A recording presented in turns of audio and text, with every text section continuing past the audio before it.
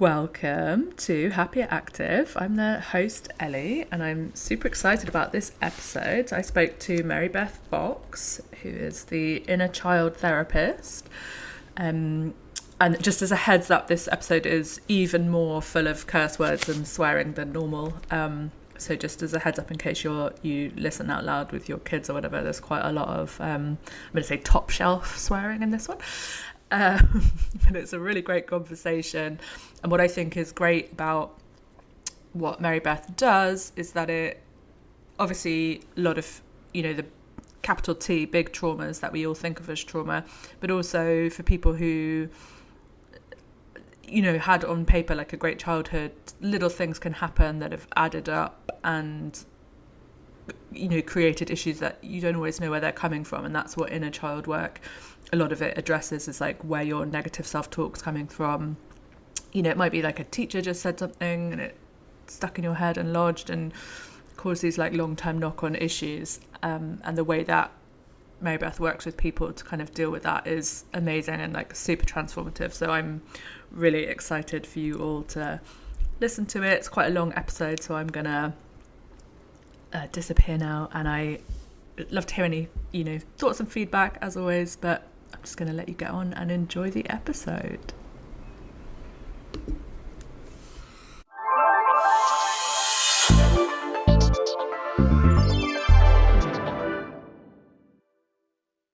There are many ways to find your path to better health and happiness, and what works is highly individualised, and my philosophy is that most people are more likely to find that if they're an active participant in their own journey.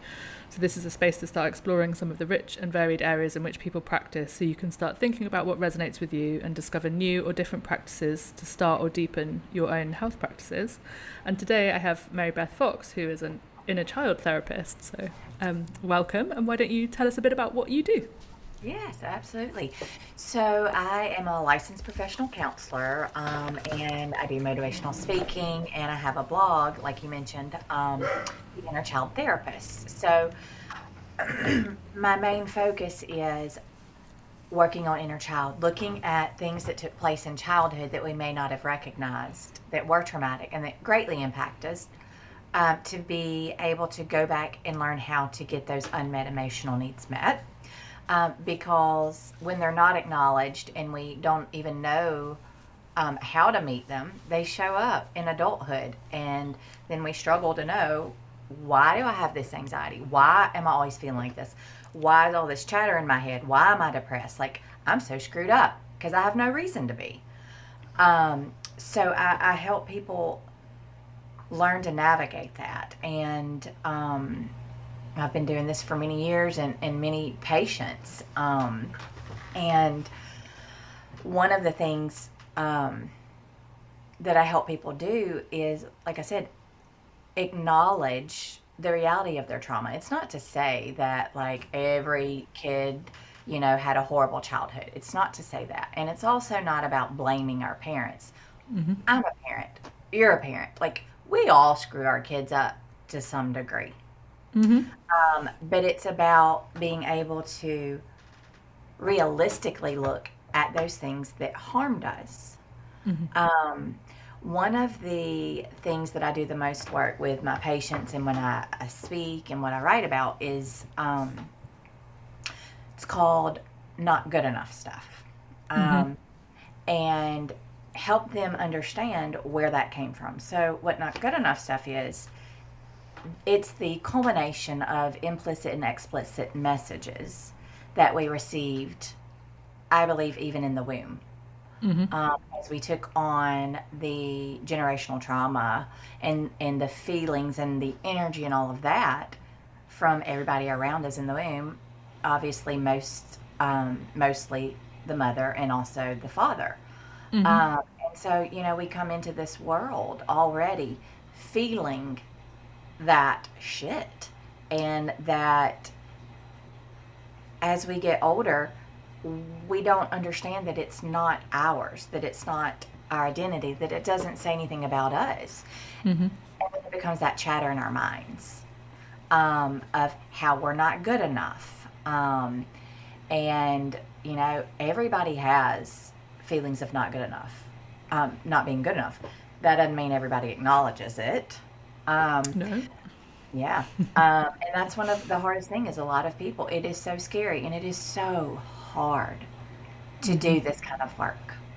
Um, but when it's unacknowledged and nothing's done to heal, and we have all these generations continuing that pattern, we're going to stay right where we are in society. And if anybody thinks that society is emotionally healthy overall, um, I'm living elsewhere and I need to know where that society is because I would prefer to live there. Um, yeah, I mean, somebody please buy me a ticket and I'll take me and my family there and we'll live there. Um, but it's just not. And Yeah. so one of the main things that you and I were kind of talking about is when people look back at their childhood, so often it's scary to do that. Um, but one of the biggest things that I see is with our fully developed adult brains, things that happened in our childhood, we don't, I guess, categorize them as trauma. And Yeah. so we dismiss and invalidate the experiences that were really difficult as a child. Um, because as an adult, what we consider trauma um, is sexual abuse, death of a loved one, a house burning down, severe medical illnesses, these big, huge things. And yes, those are absolutely traumatic. But when we look at a child, there are so many things that are traumatic to them that nobody acknowledged or validated to them that were in an undeveloped brain of a child incredibly, incredibly traumatic and impactful that they then decide, well, nobody let me be sad about this. Nobody understood why I was sad or worried or angry. So that means there's something really screwed up with me because I shouldn't feel that way because nobody else saw that I did. Um, I'll use myself as an example because I became a therapist. This is my second career because I had a life changing event that was very nearly tragic and highly traumatic. And so I thought, okay, well, I should go to therapy. I have a reason now to go to therapy. I should have been in therapy many, many years prior as a little girl. But that kind of sadly is what gave me permission to go to therapy. And so I'll give you some examples of what I was saying, like from my own childhood, that I did not recognize as having been traumatic and absolutely impacted me into adulthood and impacted every aspect of my life. So, I had what adults would consider as childhood trauma. Um, Father was an alcoholic. There was abuse in the home. There were times where we had to take off and leave and run away for our safety. Um, so obviously anybody would look at that and see, yes, that was traumatic. Yeah. I was aware of that. Now, was I allowed to be sad or talk about it? No. Because, the day after, I was supposed to pick up and pretend like nothing had happened. And it was implicitly and explicitly given to me in numerous messages that everything's fine. Why are you sad about that? Like, be strong and move We on. don't talk about this. We have a good family. Um, but the things that impacted me the most are the things that I was referring to earlier of more so what I call repeated emotional traumas that are incredibly damaging and incredibly significant for a child. So I'll give you an example. My husband and I were talking about this last night where if you look at me and my family, I don't look like my family. They are my family. But, I'm short. I have curly red hair. And my family, they're all tall with dark brown hair. And so I'm also physically the smallest person, not just in height. But growing up, what I always heard from my mom is, you're just too big to wear your brother and sister's slim hand-me-downs. Um, you know, that kind of stuff. There were explicit messages, meaning actually said to me of, hey, if you're going to go to Walmart, don't you think you should put some makeup on? You might see somebody you know. Yeah. So throughout my entire childhood, those things were echoed. And one that sticks out the most to me was hearing my mom judge other girls or women. She would say, oh, she's not cute. Excuse me. Let me rephrase that. She would say, oh, she's not pretty, but she's cute. And so then she would tell me, well, Mary Beth, you're cute. So, Ellie, what did I hear from that? Yeah. You're not pretty. And so that echoed. And every time I would hear one of these, it's like it would put this ding in my brain. One, bark, bark goes the dog. Yeah, this dog's in a sassy mood. She's obviously not appreciating your mum either. Maybe they're agreeing with me. Yeah, but what? Yeah, that becomes like a core belief, doesn't it? Then, Absolutely. like, oh, well, everyone, the way that it's being said so casually means it must be true. So, yes, therefore, I'm not pretty. Yep. Yeah. And one or two instances of that, not going to make a big impact. But when there are dings that continue, and then you put me into elementary school where more dings come, where I was made fun of for having red hair, and then these more dings and more dings and more dings and more dings. Then, like you said, then we've arrived at a false core belief. Yeah, and the problem with those kind of ones is because of the way they come in, you feel like they're fundamental, so they're not even, you don't even realize that's what's happened. You just think, oh, well, I'm not pretty, therefore, and then you're building everything from that foundation that's not even Yeah, absolutely. true. And so I learned so much about image and physical appearance being so incredibly important that I can look back and say I would look at people I wanted to be friends with, but tell myself, oh, they're pretty. I can't be friends with them because I'm not. So that impacted me socially. And shit, that followed me all the way into adulthood and was incredibly impactful. And I'll give you another example of something that might not be as extreme, but still has a huge impact. And that is often incredibly, unfortunately, incredibly common for many children. So say that you have a little boy who goes to school and he was starting kindergarten, was so excited about the outfit that he picked out and so excited about school. And that he's walking out the door and say, Dad says, oh, son, is that what you're going to wear? Are you sure you want to wear those shorts with that shirt? Ding. There's a ding right there. Questioning. Did Dad do that intentionally? Was he trying to harm the child? No. Maybe Dad just thought, oh gosh, it's mismatched. He might get made fun of, trying to help. And then say he gets to school and somebody does make a comment about the clothes. There's another ding. Say 2 or 3 weeks later, teacher's passing out papers and the teacher says, oh, we'll say Sam, I know you're smart and I thought you were smart enough to be able to write your name on your paper, but you didn't.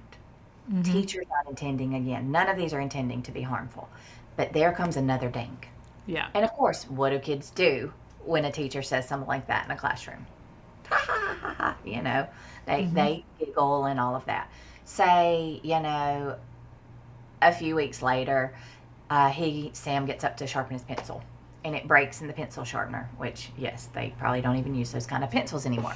But, and so again, all the kids laugh, ha ha ha, you're so stupid.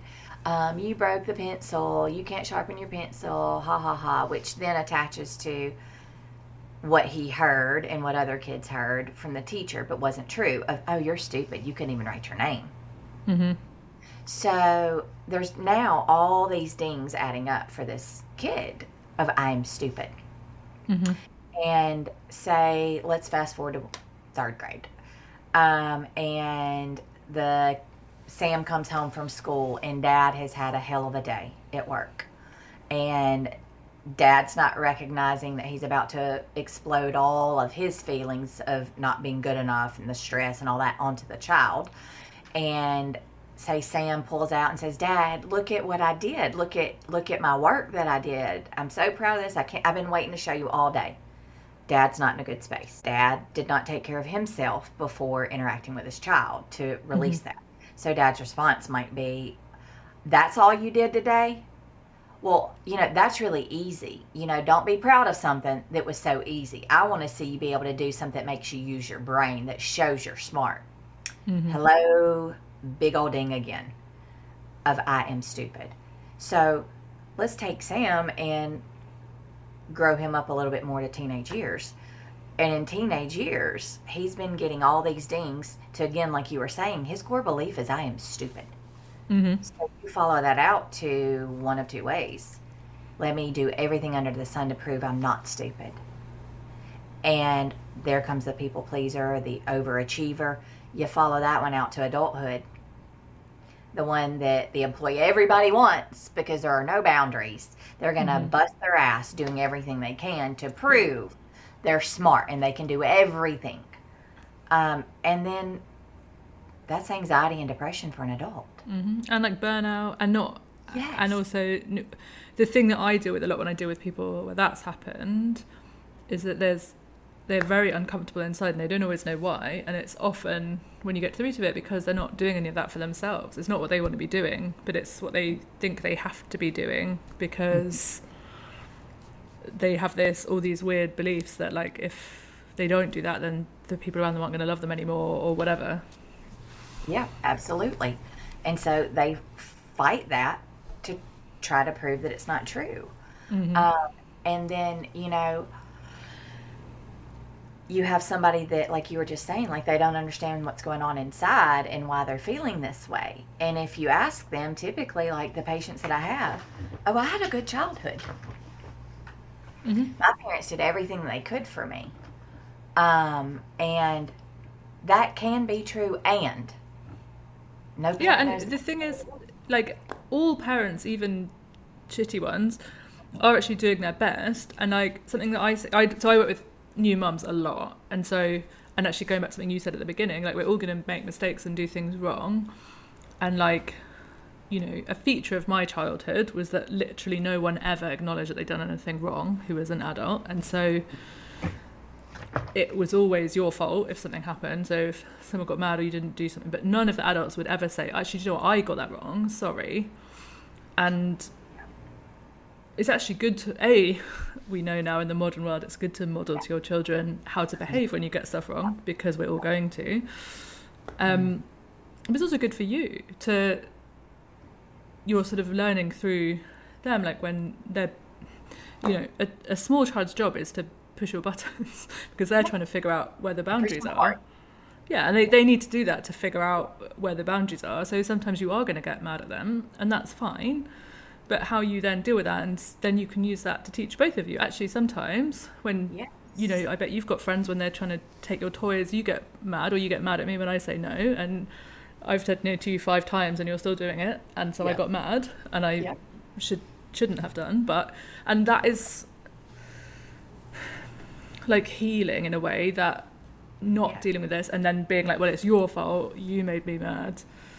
Now go in a different room. So like, although we can't do it perfectly, we can try and do it better. But and like you said, all parents are trying to do their best, even when they got it wrong. So it's not necessarily about blame, but it's about trying to, I guess, not make the same mistakes. We're going to make whole new different ones.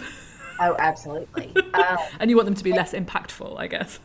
Yes, that's the key. And when I work with parents, what you're talking about, I call the corrective piece Mm-hmm. is that, like you, I didn't get acknowledgement and apologies and ownership of mistakes. And so that is one thing I vowed with my son, is that I will tell him every time I am wrong. Mm-hmm. And he can spit it out to you, is, mommy's wrong a lot, because I tell him that. I Mm-hmm. say, I make mistakes all the time. I make mistakes all the time. But what parents who now are seeing the value in owning it and being able to do that, the thing that they miss is the corrective piece. Mm-hmm. And the corrective piece is not just owning it, naming and validating the harm that was caused. You're really Mm-hmm. mad at me. I made you sad. And then the next step for the corrective piece is to tell the child what you're going to do for yourself, what you're going to do to work on yourself Mm-hmm. to try to not do that in the future. Will it just absolutely not happen anymore? No. But like with my son, when I do that and I tell him, I was really stressed and that is not your problem and it's not fair to you. Mm-hmm. And I spoke to you in a mean way. And I am so sorry. And you know what? If you need me right now, I'll be here for you. But if you want space for yourself, you can have that, because I'm going to go take a walk, because I need to calm myself down.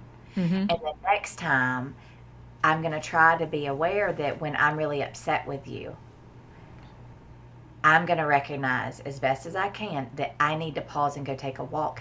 And I tell him, you are allowed to remind me of that. Mm-hmm. So many parents, that's a scary thing to do, or it's disrespectful. I mean, it can be, but you can set Yeah. up a framework to make it so. Like, me and my husband have like a system where, you know, that we put in place when our baby was tiny, because you bicker a lot, everyone's exhausted, no one's at their best. Our baby had colic, so we were really not sleeping. Mm-hmm. And when we were awake at night, there was a baby screaming at full volume for months and months, and so it was quite stressful. And we were not typically like a couple that argued a lot, so it was quite unsettling. We didn't anyway. So we had like a word we'll say, and but basically what that helps with is that then I know that he's going to say something that might make me react normally, but it gives me that like 2 seconds to like take a breath, to know that something, so that I don't just immediately react defensively. Yeah. And that's, whereas if he'd just said the thing, I would probably immediately jump to being defensive and start an argument. It creates the awareness. Yeah, and if you can create those kind of systems, then it's all agreed and it's not disrespectful. But like, obviously teenagers often do say things and disrespect purposefully because they're teenagers. So there are ways of agreeing to have those conversations in a way that works for everyone as part of it. And that's an important skill to learn. Like, we need to know when we're trying to make healthy adults, which is what parenting is, right? Mm-hmm. Ideally.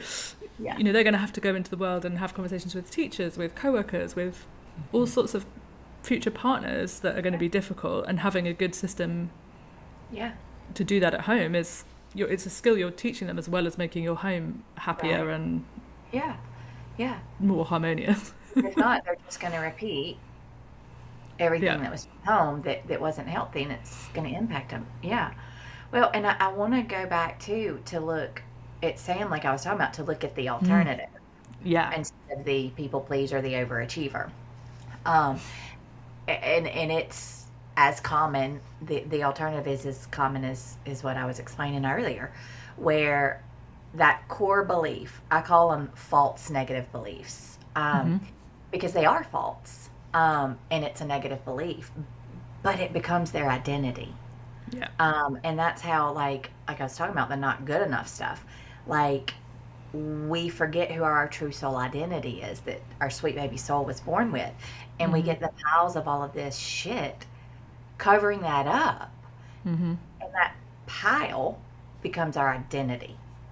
And so, again, like for the child Sam, with that false negative belief of I am stupid, which is, underneath the I'm not good enough. It's a subset of that. So why bother? Yeah. Nothing I do is good enough. Um, my dad, you know, doesn't think I'm applying myself. He doesn't think I can, so I'm going to give up. Yes, even when I try really hard, everyone says It it's doesn't rubbish, so matter. what's the point? Right. Yeah. And so that child becomes the underachiever, and doesn't care. And often they'll either get with quote unquote the wrong crowd, and then have all these behaviors to subconsciously get those needs met that weren't met, of needing the validation, needing positive affirmations, needing to be built up and shown how amazing he is. So let me fuck it all up. Yeah. And then they get negative attention for that, but it's better than not getting any at all. And so you follow that person into adulthood. Typically, there's really severe depression, whether it's acknowledged or not. But often, Sam becomes a very angry man with explosions of anger, then has a family, and children who he explodes on. And it's not anger. No. It's sadness. Yeah. Yeah. That evolved from all those dings, little bitty dings that added up, that he didn't know what to do with. And he didn't have the ability to identify the emotions. He didn't have anybody teaching him about them. And he didn't see other people growing up being sad and that being okay and what to do with it. So sadness is wrong. I don't have that, so it goes into anger. And so then you've got Sam as an adult in romantic relationships, friendships, work, where people want to leave him alone. Sam's mad.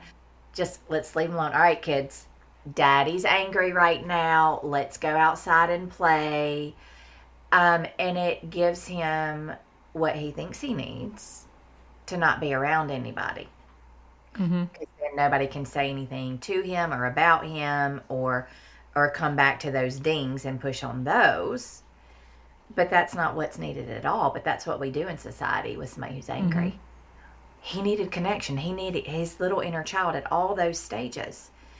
Needed connection, needed validation, needed to see that he was valuable, important, loved, and whatever he was feeling was okay, and what to do with that. And that's kind of how I view the not good enough stuff. That we get all of these dings, and it gives us these false negative beliefs in different ways of not being good enough that follow us into adulthood. And then we have adults, and I know I spent many years trying to do this. And kind of after I explain this, I'd love to hear how you may have done it too, of trying to find myself. I mean, there are millions of books out there on how to find yourself. I disagree with all of that. I don't think it was ever, or is ever, or will ever be about finding yourself. To me, it's about returning to your true soul identity that got covered up by all of these layers of trauma, of just life. And we believe that's who we are. Like with Sam, well, I'm stupid. I'm not good enough. And so all of our actions, career choices, relationship choices, and all that become based from that false negative belief. But as people can begin healing and doing things, those layers can be removed and healed. Will they all be healed and all? No, that's just not realistic.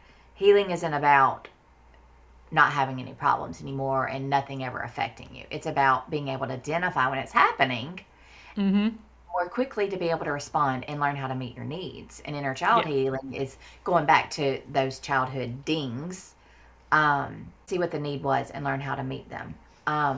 But so I spent many years trying to find myself. And I mean, if there was an unhealthy behavior with men, to feel loved and appreciated, I fucking did it. Yeah. And I used to have a lot of shame about that, but I don't, because I was trying to get my needs met when I was never given a map of how to do that in a healthy way. Yeah. And I think it's interesting. I was thinking when you talk about angry men, and with women, if they're on the Sam side, what I think is interesting is that women are often socialized to not be angry. Like it's the worst thing a woman can be often. And so then it's socialized out of them. And so then it becomes, in my experience, or the women that I work with, even more internalized, because even when there's fairly good reason to be angry, they're not allowed to be. And so then it gets internalized into shame, or like, because I'm not allowed to be angry about this must be my fault. And that's wrong. quite difficult. Yeah. Yeah. And then what happens that I see so often with women with that is, I mean, it's like if I took this and all of my sadness and tears I was holding and kept putting all the way to the top, and then somebody shoots some more down in there that then it explodes. And then we get women who are saying, I'm so mad I could cry, or I get so mad, I'm just mad, that's why I'm crying. Well, anger doesn't Yeah. elicit tears. No. Sadness does. And so, I mean, you're very right in what you're explaining, because it's, I'm from Mississippi, the Deep South. Oh, no woman is ever supposed to be angry. That's not ladylike. Yeah. Very similar. And weirdly, there's a lot of parallels between upper class British society and the sort of Deep South in terms of like etiquette and women's place in society. Yeah, the image that's supposed to be upheld. And I wish I could take that image for everybody and shove it up somebody's ass, whoever created it, because it's so damaging. But, and that's why, like, I mean, and I did that. I used to be so angry that I would just cry. So I'll tell you, I think I've talked about this a little bit on this before, but so in my 20s was mostly like totally not acknowledging any of this stuff, and I'm getting towards the end of my 30s, and I would say my 30s have been my, I'm going to say, self-improvement era, and I'm kind of just about to sort of grow into my actually fulfilling my potential era, because I've done a lot of this work, and I know there's still quite a lot more to do, and I think having children, it'll really poke at the edges of the things you thought you dealt with, because they know how to, Yeah, but that's fair. yeah, but now it's like, now I have that resilience to know like when things are setting me off and what they are. But at the beginning of doing proper therapy, and I'd done a lot of like talk therapy that wasn't very focused, so it was like, this is an immediate problem that I need to talk about, but it wasn't dealing with any of the like core stuff or the What when led there? COVID, yeah, exactly. When COVID hit, we'd actually just moved to the States, so I didn't know very many people. And then my husband was in his job meant he had to go in. He was in the office, so I was often on my own at home for like 14 or 15 hours a day. Anyway, so I was like, I might try and start doing some of this if I've got time. And I couldn't work. I didn't have a working visa yet. So I was literally just at home on my own. And anyway, I started, and this therapist that I was doing telehealth with, he was like, you need to do like an emotions diary. And I literally couldn't. Like, I could only identify like happy, sad, bored. And then I just stopped. I was like, I can't do this. Anyway, and then I finally found the right therapist for me. Yeah. But she literally had to give me a like A4 page with like all these emotions, like you give to a child, with pictures of faces and like what the emotion was, and then was like, you need to start like 20 times a day like looking at this and trying to figure out which one of these you are, to like, because so like I guess when I tried to do stuff before, my base point was so far off because I couldn't even identify basic things about myself. So then you can't do that work. If you can't even tell what the emotion you're feeling is, you can't understand why it's triggering you. So it was really like, grade 1 stuff I had to start with. Yeah. Well, and in you saying that is for the majority of people. Because we're not taught, I know I wasn't, and my patients weren't taught how to identify our feelings other than anger or sadness or the positive emotions. And then we learned all these messages about being sad or angry. Yeah. And it is funny, and that was a big starting point, I think. And it is interesting because I've actually, when you were talking about some of the inner child stuff, like actually even before you messaged me and we'd agreed to do this, I've been kind of thinking that's probably my next step, because I've done now like the big trauma work, I've done the big, the, like you were saying, the sort of traditional traumas. Yeah. I've like done the work on them and they're kind of fine now. I can manage them. I know what my coping things are and all that. And that, but I know sometimes when stuff's happening, because I know just enough about the kind of inner child stuff, that's probably, there's probably some stuff that those littler, because the big ones, so my dad was incredibly critical when I was growing up, and he speaks in a way that's probably why I'm good at this, to be honest, like, because I think I have it to a certain extent. He talks very confidently, and so sometimes when he says things, even when they're total bollocks, they sound incredibly authoritative, because, and so sometimes when he would say critical things when I was a child, the tone in which he was saying them were like, this is so obvious to everyone, that you would feel like it must be true. And that's quite difficult, because then that informs your, not only did that inform a lot of my core beliefs, but it took me a long time to realise that when I wasn't starting stuff, it was because I knew him well enough to know what that commentary would be, and I could almost predict it, and that would put me off doing it to not. So I was self-policing. Like, he didn't even need to do which he often then did. Yeah. But and that understanding that was what was happening was quite a big step for me, because to then be able to separate what is actually my own negativity and what is an external negativity that I've somehow internalized. Yeah. And that's, let's say, I was going to say 2 points on that. One, is that when, like you were saying about the like big traumas that you've worked through, and you acknowledge those and what the needs were, and you've done a lot of work on that. When I was talking about like all of the dings that we get and how they're not recognized as trauma, again, I'm sure people will argue with me. I'm very controversial, and I'm okay with that. But I believe that those actually let me rephrase. I think those actually impact us more significantly than an actual trauma, because it wasn't acknowledged, it wasn't validated, it was they were continually and in different ways repeated over and over and over without having being recognized is so hurtful and harmful in what it causes us. If a child's home burns down, we know, like I said earlier, that's traumatic.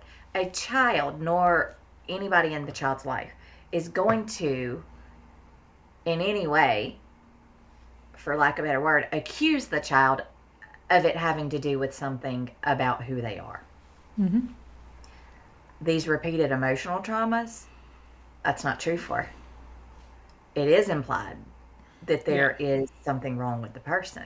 And then the other thing, like you were talking about, like the work that you've done and the things like from your dad that were said, and all of that, and having to police yourself. With these feelings of not being good enough that everybody has, it's derived from all of these voices. Again, from my opinion, in the womb, where all the generational trauma, everybody else's shit that they've dealt with, and those voices get louder and louder and louder and louder and louder and louder and louder as we go through childhood, adolescence, adulthood, and beyond. And what happens is those voices become our own.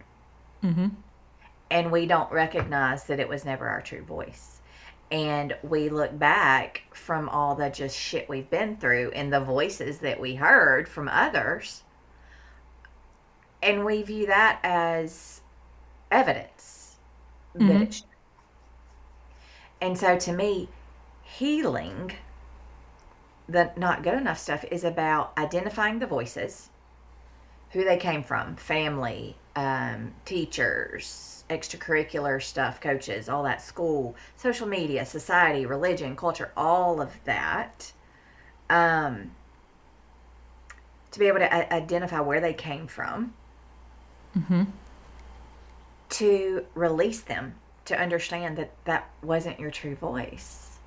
You took them on because they're so fucking loud and constant. Yeah. And so it's about, like I was saying earlier, removing those layers, but also identifying the voices to see that they weren't yours, that they never belonged to you. What I think is, so it's, again, like two things on this. I think one of the things that where I liken this to, so like I said, I work with a lot of new mums, and something I see a lot is like people who come to me and they want to start working with me because they think that they're failing or they're doing really badly, and like from the outside they're objectively doing very well. So it's trying to figure out where those feelings are coming from, and it is often because of outside noise saying, oh, we used to do it this way, or social media making them feel like they're doing, but there's often it is that same thing of a disconnect between what they think they should be doing and what's actually happening. And sometimes that can be because when you're pregnant, you start imagining like, oh, their first birthday is going to be like this, and they're going to be this kind of baby. And then when they're not, you can feel like you've done something wrong, even though it's just the personality of the baby.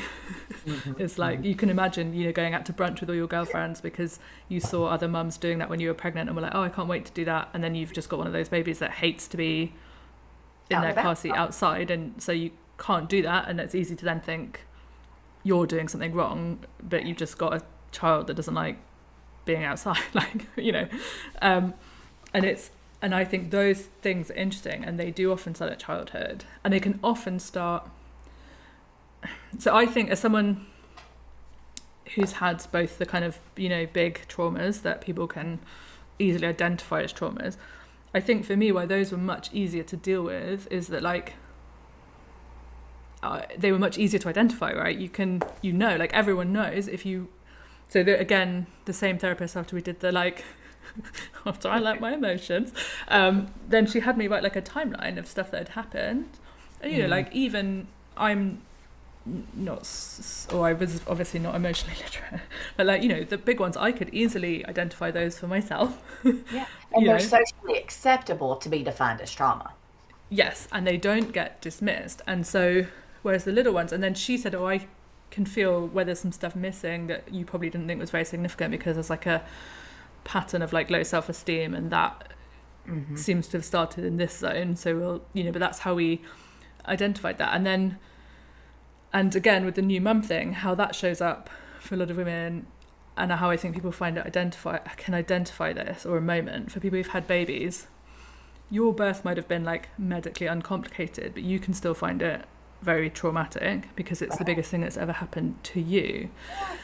And at that point, loads of people will start saying things like, oh, but look at the baby, they're so cute, and isn't it all worth it? And then so that signals to you, oh, I'm overreacting, or like, oh yeah, maybe I shouldn't be this upset about it. And then often people will say things like, oh, hundreds of women go through this every day, and it's the same thing. But as an adult, it's not always, but it can be slightly easier to identify that that's happening. But when those same things are happening to you when you're a child, and about something even less traumatic, then it might just be that you struggle to like learn something at school, or there's like one class that you don't do well at, and that stuff, when it's all being dismissed, then you bury it so far down that you don't even know that that's where this issue is stemming from. And so like even finding what the trauma is, or the issue is probably like 80% of the work, right? Yeah. And what I say about that is, I know I did this with my child. One, because I was told, but also I think that I needed to view things about my childhood this way because I was not ready yet to see the reality. So I created this image in my head that society created, religion, a big part, my mom, of I had a good childhood. Mm-hmm. I can even remember as an adult trying to communicate these things to my mom about why I struggled and all of that. It was pointless. It will always be pointless. Nothing against her, but it's too difficult for her to go there. Yeah. But I remember her saying, well, it only happened a few times, which Yeah. was dismissive. Well, holy shit, it should have never happened one time. Mm-hmm. Like, never should have happened one time. But things like that. And then seeing my mom continually telling me, I was a good parent. You have a good life. You have a good family. You have a nice house. Mm-hmm. We're not struggling for financially. We were just straight up middle class. And look at all I do for you. I get you in Girl Scouts. I take you to sports. I do all of these things. You had a good life. And so, or you have a good life. That was told to me as a child. Why are you sad? You have nothing to be sad about. You've got all of these things. So that plays in my head to where went into adulthood with severe depression. Like couldn't function. Went days without brushing my teeth because I could not function. And me playing that, but you had a good childhood. You have nothing to be depressed about. All that voice, back to the voices of my mom. Mm-hmm. And so much of my therapy was, and what I help my patients with is looking at the reality. It doesn't mean your parents were absolute fucking shit and didn't care. It doesn't mean that you had this incredibly traumatic childhood. Many do, but the picture that was painted wasn't correct. Yeah. And for us to have to acknowledge that without the shame or fear we're shaming our parents or any of that, like, that's the work. Did you do a lot of that? I've done a bit of it. I think what I've done a lot of is like I said, the big stuff, but then also the like resilience. And so now I can notice when stuff's coming up and think, oh, that's interesting. And then I can start dealing with it as it comes up. But because I think part of a lot of why I like doing this podcast is because you talk to so many people who've got so many different methods for dealing with all these things, and you learn about them, and a lot of them, selfishly, sometimes I'm like, oh, this one will be good for me. And I think I was not ready for a long time to do the big childhood stuff. So I got bullied really, really badly at school. And this is funny because I can talk about this now without becoming really upset, that was quite a big sign that the therapy had worked quite well, because I used to not even be able to talk beyond this sentence. But so I went to a school that was, my dad went there, and it was like, he's one of these, my childhood was the happiest time of my life. So this is like his literal heaven. Like, I think if he pictures heaven, it's this place. And so then I had a really tough time there. And so his interpretation of that was, there must be something wrong with you to not be happy at the happiest place on earth. And he would say that quite regularly. And the school, so for American listeners, it's a boarding school. I didn't board, I was day, but very old fashioned, and they'd only just started taking girls the year I went. So in my year group, there were 4 girls when I started. I think there were a bit more by the end, but there were 4 girls, 120 boys. A lot of the teachers were quite old, were older, did not know how to deal with girls. So it was quite a weird, dysfunctional setting anyway. And then I guess, I was there for 5 years, and it kind of got worse and worse. And by the 4th or 5th year, when it was really bad, I guess eventually my mum sort of went over my dad and tried to say something and deal with it. And I think, I'm never quite sure, but basically, essentially, Dad undermined it all, and the school concluded that it was my fault, and then talked to my class in a way that basically green lit. So then it went from like pretty horrible emotional bullying to like very physical bullying, it like turbocharged it. And so I obviously learned to really bottle that, because I was like, what I learned was, if I tell people, it gets worse. And it's my fault, because all the adults are telling me that it's my fault. But I didn't really believe that. So what I really learned was you can't trust adults. They're all idiots. Like, they're They're just gonna make stupid. things bad for me. And they're going to make stuff worse. And so I was pretty grown up at that age, like, in some ways. And so then when I went to my next school, what I then couldn't do was make, like, genuine connections with people, because probably in my 30s, part of the therapy has been about learning how to have friendships, but because I didn't feel people were safe. And so I had these very one-way friendships where, because I was not giving any of myself to people, and so then they would almost become like therapy relationships, or where I'd give a lot but not get anything back. But I hadn't recognised that was because I wasn't being authentic with people.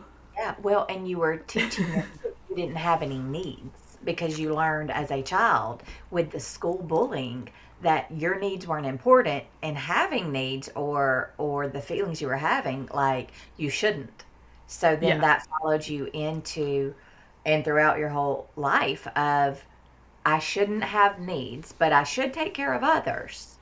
And It's at the end of, two things happened actually towards the end of school that was very telling, and I think it must be the cultural setting that I was in, that these weren't like big red flags to the adults. But so one of them was, well, interestingly, on the last day of that school, more than half the boys in my year came and apologised to me. It's like they all knew what they were doing was wrong, but none of the teachers did.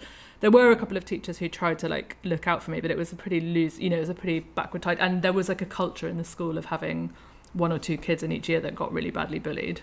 Like, it was just so whatever. But then what happened, it must have been in the winter semester, so it was well before the end of the first year. And at that point we lived in this like apartment on the same road as the school. And it was, everyone knew where we lived because one of the boarding houses was like right next to our apartment. So in the morning, like, we'd be coming up, out on the same street as the kids who lived at school. Anyway, we were playing field hockey, which is a common sport in the UK, and it was a complete accident. Like, this genuinely, it's funny I have to say this, because at the time the bullying was quite physical. But this was an accident where I went to try and score a goal and someone tried to tackle me and their stick hit me in the head and I was bleeding. And so the teacher was taking me to the nurse, and the girl who did it and another girl went to my parents' house, but to go and they were panicking because they thought that everyone would think it was on purpose. And like the fact that the kids could identify that and were like hysterical at the thought that people would think it was on purpose, and it didn't occur to any of the adults that was what they were thinking, and that why they were so panicked. But because it was so widely known that people were physically bullying me, that they thought they were going to get caught up in that. And like the fact that no adult thought, why are these girls like this upset over a clear accident? I guess now you would hope that would be a thing that would be would give people a bit of pause for like, what's happening, what's actually going on here now. Yeah. See, those are the ones that have been easier to identify. Like, one, I first started going to therapy for grief. I had a friend that died, and one session we were done with that and on to all of this. Because it's much easier to identify. Hiding. Yeah. But what's interesting, because those are the big traumas, right? I can easily identify that was a horrible thing that happened, but obviously the little messages that you're learning that are the much smaller dings that flow down from those big traumas are what I think come up in weird places, because I haven't found all of them yet, because because I can't identify them, because they're so part of who I think I am. Right. And because adults in your life at the time only had their adult definition of trauma.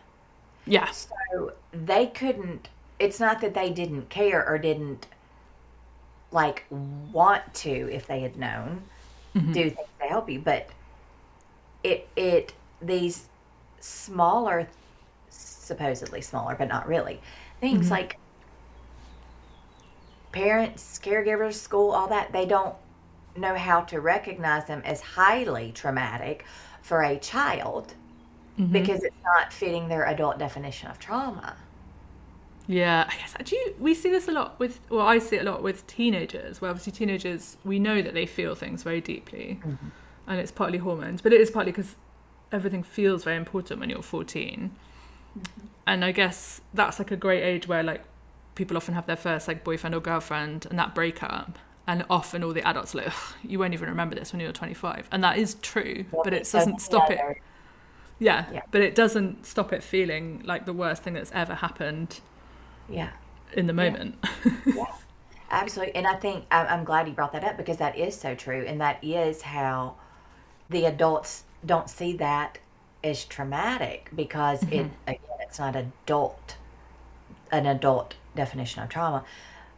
But, I see people, you saying that, like, I'll see people who are in their 40s, 50s, who can still go back to that moment Mm. and see the impact, but then say, I don't even know why this still bothers me. Oh my gosh. I mean, that's been 20 years. That should not still bother me. Like, Well, I they just might can't. not even remember the name of the boy, but they can remember the Right. feeling. Right. Yes. Because it was dismissed. But in the moment, that shook every part of that teenager's world. I think the more people I talk to about different things, one of the kind of themes that comes up a lot is like you can't fix what you don't know, right? And so loads of this stuff is identifying what the issues are in the first place, because so much of these kind of like inner emotions that are quite negative and internalized are there because we don't know what they are and we don't know where they're coming from. Right. I always say, like, you can't heal something when you don't know the root. Yeah. Um, because, like, all that we've been talking about, when you don't know the root, what happens is you don't believe there is a root. No. And so all those voices get so loud that you're not good enough, you're screwed up, and all that. I feel this way and I shouldn't. I have no reason to.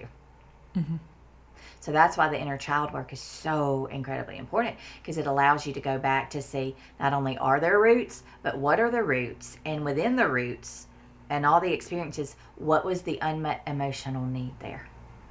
Yeah. What can I do as an adult to go back and learn how to meet those needs for my inner child at this age? I'll give you an example of how I did that. So, as I mentioned at the beginning, I began therapy after a very almost tragic event. I was hit by a drunk driver head on, and my neck was broken at C1 and C2. And that's called the hangman's death. So when somebody's hanged to be killed, that's the injury I had. I was paralyzed from the neck down, was told it was permanent. I'm not, I still have a lot of physical issues. I've had numerous surgeries. Oh, you agree, dogs? Yep. Dog's not into drunk drivers. We Oh, don't like them in this house. they're dogs. So, you know, that is what led me to therapy. And I did not know, days after, weeks after, whatever, it's still somewhat fuzzy because I was so doped up for so long. And sat in a chair because I couldn't walk, I couldn't move, I couldn't do anything. But I remember telling my mom, who, my goodness, I'm surprised we are both still alive, because she was the one who had to take care of me for months, and that was not a good situation. But I remember telling her, I'm also thankful at the same time. But I remember telling her, she was going to the grocery store, and I said, will you get me a cake? And I remember her looking at me like, you've lost your mind. A cake? She said, you mean a cupcake? Like, you want a cupcake? Uh-uh. I want the whole cake. Oh, shit cake. Thank you. Yes. And her response was, what do you want me to do? Have them write, poor, poor, pitiful Mary Beth? Yes. Sure. That's what it takes to get the cake. I do. Yes. Because I do feel poor, poor, pitiful me right now, and I deserve to feel that. But that was, without me even knowing anything about inner child work, that was me as a child. What I did when I was sad about things, I would get on my bike and go to the store and I would buy junk food. And that was my inner child saying, hey, it's okay right now. You need this. And me, before again I knew anything about it, and I ate the whole damn cake by myself. And I got so angry if my mom tried to say that she wanted a piece, because I'm like, this is for me. I'm going to eat the whole day. I couldn't talk at the time, so I was having to write it all out. And I still shoved that shit all in my mouth, moving it around like until I could swallow the whole damn cake. But that's what I'm talking about is being able to go back and recognize, because there were so many times in my childhood that my needs were not met. Yeah. And I did things to meet them, not knowing that they were unhealthy, that followed me into adulthood. So it's about being able to identify those times and going back to identify what the need was and learning how to meet it. So me sitting there eating that whole damn cake was me meeting a need of my inner child when I felt helpless. Yeah. And where you were wanting your mum to care for you in a way that she wasn't. Right. Yeah. Right. Yeah. It's so interesting, that, I think. And it's really common. And I think that is the thing to like tie this all up, of so many people have these things, and they can be quite big, like some of the things we've talked about, or they can be really small. But like, even the people who are like the happiest and seem the finest will still have some things that happened that can be causing weird things in adulthood, and figuring out where they're coming from is like freeing, because at least then you know. Yeah, exactly. Yeah. And sometimes it's realizing that actually, that one wasn't one. It's actually, that's been a good thing, as it turns out. Great. The more you know. Yeah. Well, like I said, I think it's something everyone should do. So where can people either find out more from you or get started? Yeah, absolutely. So my blog is called The Inner Child Therapist, and it's just that.com, theinnerchildtherapist.com. I have been in the midst the past year of a rebrand, and so within the next several weeks, I will get back to posting regularly. And I send, it's no fluff, no bullshit, straight to the point, guidance on so many of the different things like we've talked about. So they can subscribe to that. I am also a motivational speaker. You can go to my website to schedule a call for me to discuss that for any businesses, groups, big, small, what have you, online, in person. But also, I do have the Inner Child workbook that is free, that I created. And you said you were going to put that in the notes, but that I'll put a link to that. Yeah, it is, again, it's free, and it walks you through, like what I was talking about, to be able to identify where these voices came from. Yeah. And what the effects of them were, in terms of you creating those false negative beliefs, and it walks you through how to release those and how to change them to see what you truly believe.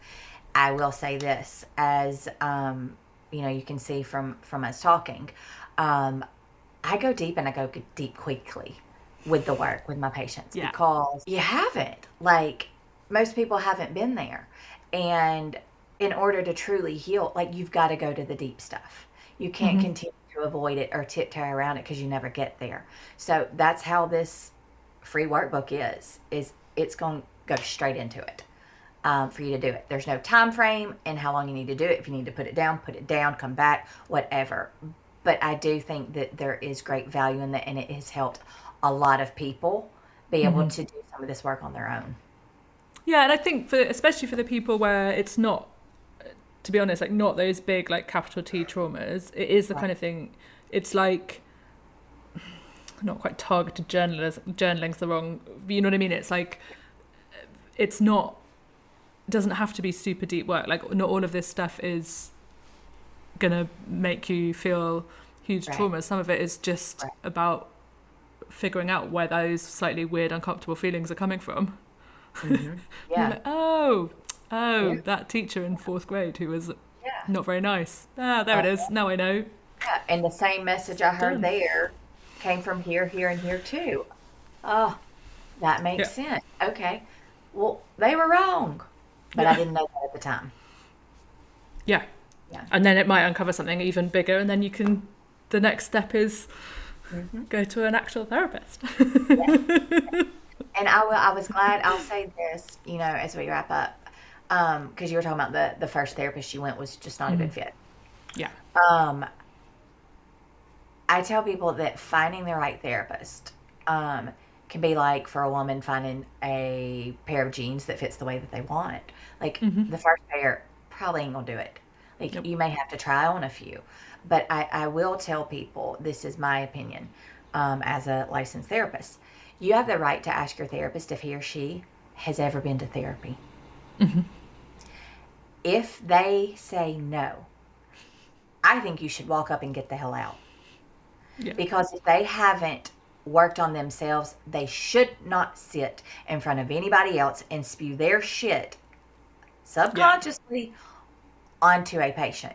But also, if they refuse to answer, I would still get the hell up and walk out, because a therapist should be able to say, yes, I have been to therapy and I have worked on myself. It's not to say that they should be putting all of their shit and telling you what all their issues were. No, because it's about you.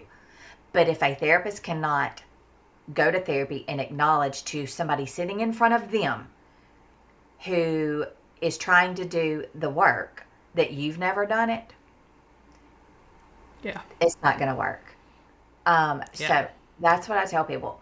A lot of therapists get pissed off when I say that, because sadly a lot of therapists have never been to therapy and they chose to become a therapist to sit above and look at all your problems, or to try to figure themselves out, or family members. But I just want to offer that tip to people, that you have the right to ask that. Yeah. And I think, I mean, I'm a big believer in, the right therapy. And I also think the right therapist for the right problem. So like sometimes you complete one issue with one therapist and actually the next thing that you need to do, that for whatever reason isn't the right person, or you just need a fresh pair of eyes. And like, that's all fine as well. Like, and understanding that is part of growth. Right. Therapy's not easy, but it's always worth it. I'm such a fan. To the level you need. Yeah. So my main thing that I often with clients, the first difficult conversation is like, have you thought about maybe therapy? Thank you so much. This has been amazing. I've enjoyed it. Yeah. I've really appreciated I always appreciate people who can get straight into the sort of deep stuff, but I really appreciate it. So thank you. Yes, you are so welcome. Absolutely.